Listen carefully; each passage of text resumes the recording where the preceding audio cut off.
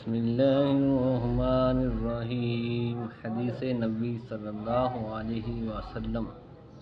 نبی کریم صلی اللہ علیہ وآلہ وسلم نے فرمایا، جس شخص نے کوئی کتا رکھا تو اس نے روزانہ اپنے عمل سے ایک قیرات کی کمی کر لی، یعنی کتا رکھنے سے روزانہ ایک قیرات عمل میں کمی ہو جاتی ہے، جو آپ نے نیکیاں کمائی ہیں وہ کم ہو جاتی ہیں۔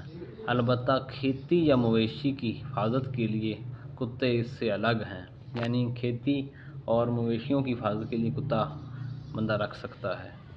ابن سیرین اور ابو صالح نے ابو ہریرہ رضی اللہ تعالیٰ عنہ کے واسطے سے بیان کیا، بحوالہ نبی کریم صلی اللہ علیہ وآلہ وسلم کے بکری کے ریوڑ، کھیتی اور شکار کے کتے الگ ہیں۔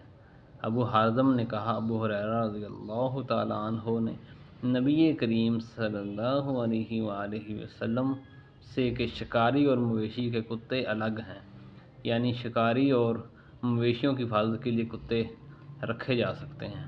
صحیح بخاری۔ سبحان اللہ، اللہ اس کے چہرے کو روشن رکھے۔